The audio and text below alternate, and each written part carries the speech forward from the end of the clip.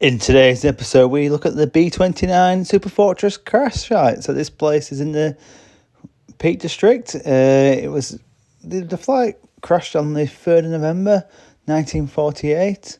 It was quite a sad event, really, to say the least.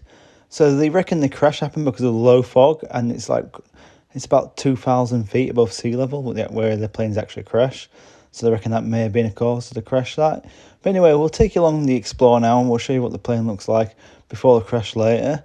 As you can see, it was a very snowy day when we did the Explore, so you can see for yourself. The snow was quite deep in patches, so the drifting snow was like 4 or 5 foot, so I had to be really careful when we're walking. So it's a bit jerky, this video, I do apologise, but the crash site does have a lot left behind, so it's worth sticking around to see that for yourself. And you can see how we get on with the Explore. It took us quite a while to find it because it is quite into the hills. It used to be signposted, but we couldn't find any signposts for the crash site, so we had to find it by ourselves. And as you can see, the snow's so deep, unless the sign for the actual crash site's buried underneath the snow, but we didn't see that. So as you say, we just had to make a way through all the snow. You can see how deep it is here. Look at that. And you see it's drifted quite high in places. It's about -2 this day, but it didn't feel that cold. The wind was really chilly though, and the wind actually caused a lot of problems, so I've had to voice over a lot of this, so you don't get the wind noise in the actual video, which obviously I know you wouldn't have enjoyed that, so I just thought I'd voice over it so you don't get the wind noise. But as you can see for yourselves, the snow where it's drifted is very deep in patches, and in other patches it's not so bad. In other bits it's blown off and it's not there at all. But yeah, it's about -2, so it wasn't really cold, but yeah, it was cold enough. Here we go, this is more of a walking route. Look at this. You can see how bad the snow is here. It literally is packed. So we'll try and get over there. So there you go, everyone. You could hear what the wind sound was like for yourself. That's why I only keep it in for a little bit. I didn't want to have it all the way through the video, as it would have been very annoying for everybody, because you can see it just blocks off my voice. You can't really hear it. Some of you might have been grateful for that, I don't know. Anyway, jokes aside, you can see it just gets a bit of a jump there. That's where I fall down a big mound of snow, so it was like about 5 foot drop, so the camera's a bit jerky there, sorry about that. But here's a view of it all around the summit. It looks quite beautiful in it, you know what I mean? It's a nice day, and you can just see the all the snow on the hills. Yeah, it is windy, which makes it more chilly than what it actually was, but when the wind wasn't blowing, it did actually feel quite a nice temperature. So on our way to the B-29 Explorer, Kerry's managed to get stuck. She's in the middle aisle, I don't know how she got in there, but you can see there's water everywhere. And now she's got to try and cross this river, so I thought we'd make good content for the channel. So I don't know if you're better off walking over there, but you can see the river goes that way as well. So this is quite entertaining. It's not good for me if she falls over, because I have to go over and try and rescue her, but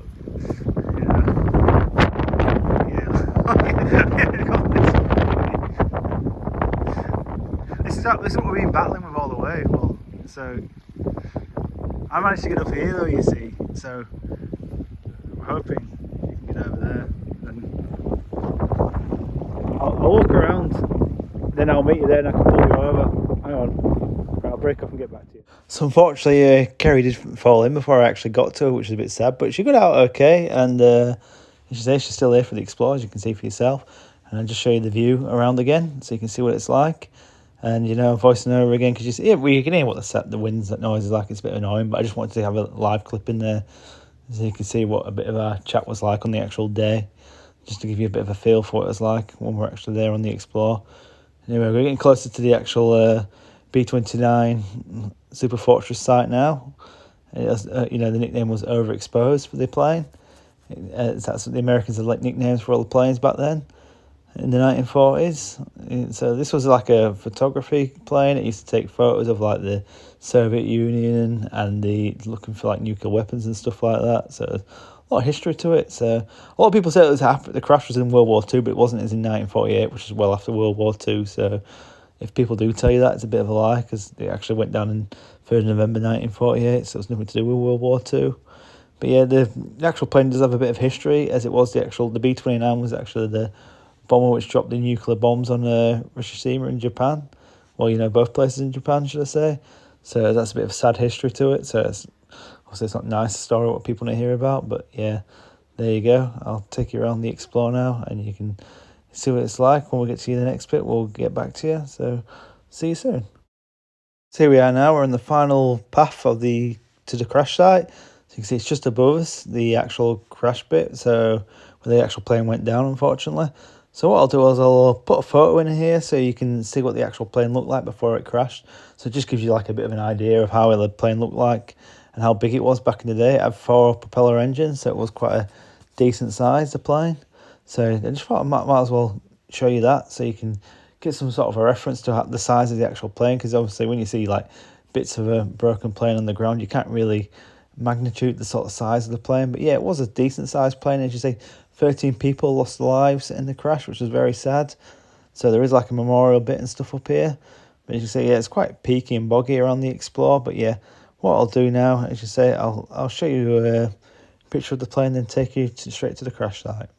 So here you go, here's a couple of images I found off the internet of the B-29 Superfortress overexposed, as the nickname was, just to give you like what it would have looked like back in the day when it was flying up in the sky. Now I'll take you straight over to the crash site itself so you can see what the remains of the actual plane today. So as you can see, the plane itself, you say it was a 4 propeller engine. I know I've repeated that a few times, and it was a decent sized plane. And now you can see the parts of the plane just scattered about all over top of these hills here. So there's bits everywhere. I know there's snow, but you can still see it all. And as you see, there's some lads at the top there. They're looking at a bit of the crash site themselves. So there you go. I thought I'd take you to the first little bit here. You can see a bit of I don't know if it's like a bit of the back of the wing or what on the floor here. But yeah, there's all sorts. And it gets better as we get further up, because the further you get up, the better the stuff is off the plane. Well, I wouldn't say better because it's a crash, but I mean, the more stuff there is on show of the plane. That's the right words to say. Here you go.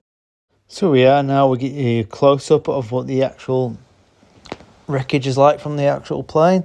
So there's quite a lot of parts around here of the plane, just scattered everywhere.